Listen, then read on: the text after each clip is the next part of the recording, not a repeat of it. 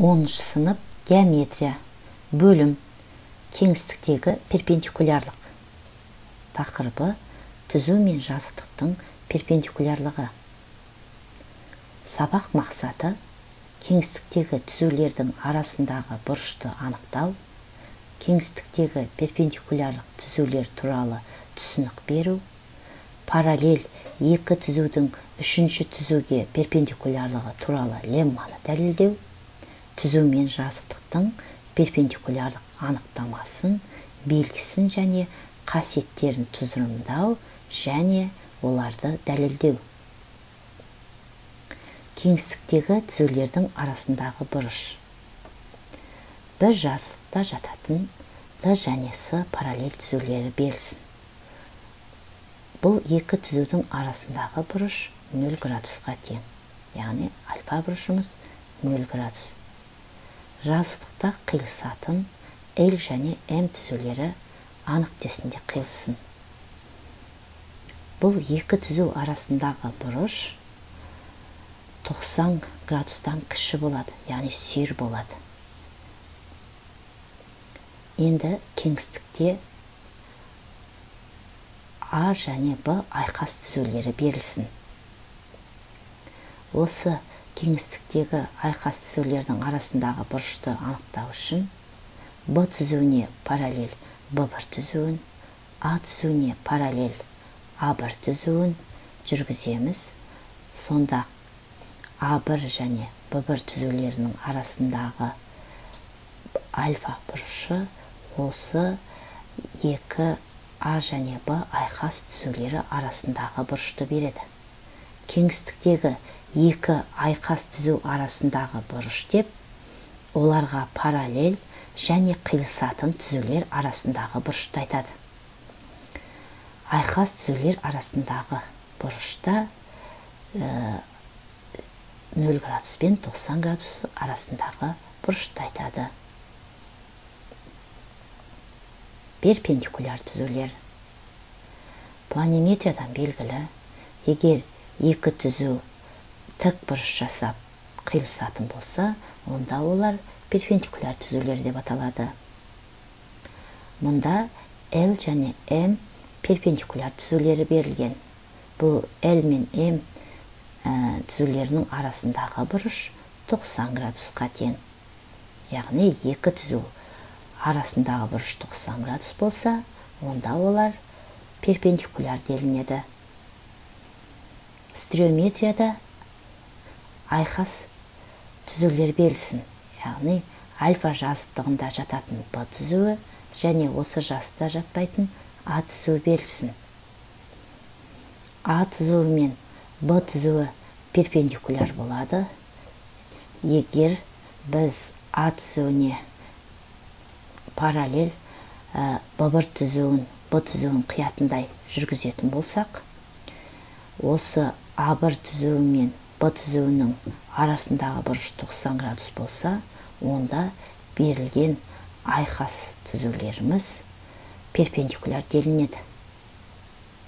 Кеңістіктегі екі түзу арасындағы бұрыш тік болса, онда оларды перпендикуляр деп атайды.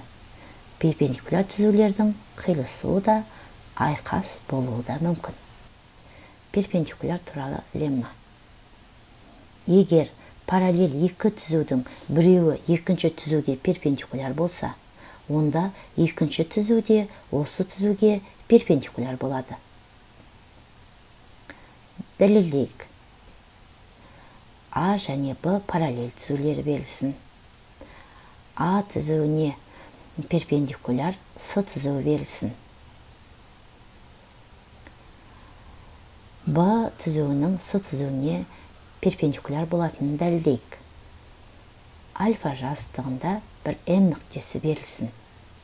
М нүктесі арқылы А түзуіне параллель болатын МА түзуін жүргізейік және С түзуіне параллель МС түзуін жүргізейік. Берілгені бойынша А перпендикуляр С болғандықтан А, М, С бұрышы 90 градусқа тең. Ал шарт бойынша А параллель Б-ға. салуымыз бойынша А параллель МАға, С параллель МСға. Б да параллель МАға. Бұрыш АМС 90 градусқа тең. Бұл бұрыш Б мен С-ның арасындағы бұрыштың да 90 градус екендігін көрсетеді. Яғни Б перпендикуляр С. Лемма дәлелденді. Түзу мен жазықтықтың перпендикулярлығы.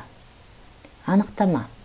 Егер түзу жазықтағы түзулердің кез келгеніне перпендикуляр болса, онда осы түзу жазықтыққа перпендикуляр деп аталады. Яғни А түзуі перпендикуляр АС-ке альфа жазықтығында жатқан, А түзуі перпендикуляр АФ-ке альфа жазықтығында жатқан, А түзуі перпендикуляр ФС-ке, А түзуі перпендикуляр НД-ға, А түзуі перпендикуляр DH-ға, А түзуі перпендикуляр HN-ға. Яғни А түзуі альфа жазықтығына перпендикуляр. Түзу мен жазықтықтың перпендикулярлық белгісі. Альфа жазықтығында қиылысатын Б және С түзулері берілсін. Осы Б және С түзуіне перпендикуляр болатын А түзуі жүргізілейік. Егер А түзуі А және Б түзулеріне перпендикуляр болса, онда А түзуі альфа жазықтығына перпендикуляр болады. Берілген түзудің берілген жазықтыққа перпендикуляр екенін қалай тексеруге болады? Бұл мәселенің практикалық мәні бар. Мысалы, мачталарды, ғимараттардың колонналарын және тағы басқаларды орнатқанда, олардың тігінен орналасуы, яғни олар қойылатын жазықтыққа перпендикуляр болуы тиіс. Бұл үшін анықтамада айтылғандай, кез келген түзуге қатысты перпендикулярды тексерудің қажеттігі жоқ. Тек олардың жазықтықта жатқан қиылысушы екі түзуге перпендикулярлығын тексеру жеткілікті. Бұл түзу мен жазықтықтың перпендикулярлық белгісін білдіретін теорема. Теорема. Егер түзу жазықтықта жатқан қиылысушы екі түзуге перпендикуляр болса, онда ол осы жазықтыққа перпендикуляр болады. Дәлелдеуі. А жазықтығында жататын және О нүктесінде қиылысатын П мен Q түзулеріне перпендикуляр А түзуін қарастырайық. А перпендикуляр альфа болатындығын дәлелдейік. Ол үшін А түзуі альфа жазықтығының еркін алынған М түзуіне перпендикуляр болатындығын дәлелдеу керек. Алдымен А түзуі О нүктесі арқылы өтетін жағдайды қарастырайық. О нүктесі арқылы М түзуіне параллель L түзуін жүргіземіз. Егер М түзуі О нүктесі арқылы өтсе, онда L-дің орнына М түзуінің өзін аламыз. А түзуінің бойынан О нүктесі А-В кесіндісінің ортасы болатындай етіп, А және В нүктелерін аламыз. Сонан кейін альфа жазықтығында PQ және L түзулерін сәйкес PQ және L нүктелерінде қиятын түзу жүргіземіз. Анықтық үшін Q нүктесі P мен L нүктелерінің арасында жатыр деп есептейміз. P мен Q түзулері AV кесіндісіне түсірілген орта перпендикулярлар болғандықтан AP тең VP, AQ тең VQ.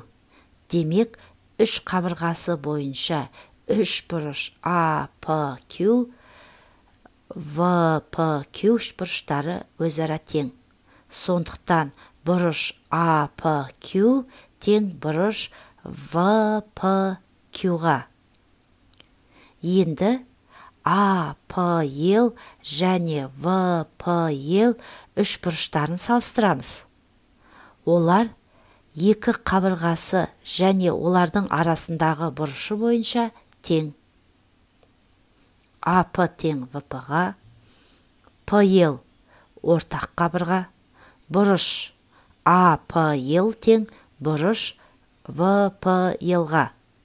Сондықтан АЛ тең ВЛ болады. Бірақ бұл АВЛ үшбұрышы тең бүйірлі және оның ЛО медианасы биіктігі болатынын білдіреді. Яғни L перпендикуляр А түзуі болады. L параллель М және L перпендикуляр А болғандықтан М түзуі перпендикуляр А болады. Параллель екі түзудің үшінші түзуге перпендикулярлық туралы лемма бойынша. Сөйтіп, А түзуі альфа жастында жататын кез келген М түзуіне перпендикуляр. Бұдан шығатыны А перпендикуляр альфа жастығына. Енді А түзуі О нүктесі арқылы өтетін жағдайды қарастырайық. О нүктесі арқылы А түзуіне параллель А1 түзуін жүргіземіз. Айтылған лемма бойынша А1 перпендикуляр П түзуіне және А1 түзуі перпендикуляр Q түзуіне. Сондықтан, бірінші жағдайда дәлелденген бойынша А1 перпендикуляр альфа болады. Егер параллель екі түзудің біреуі жазықтыққа перпендикуляр болса, онда екінші түзуде осы жазықтыққа перпендикуляр болады деген теорема бойынша А түзуі перпендикуляр болады альфа жазықтығына. Перпендикуляр түзу мен жазықтықтың қасиеттері. Бір жазықтыққа перпендикуляр түзулер өзара параллель болады. Осы теореманы дәлелдейік.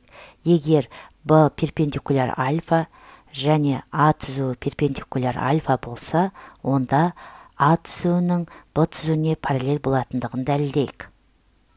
Б түзуі мен альфа жазықтың қиылысу нүктесін Б деп белгілейік.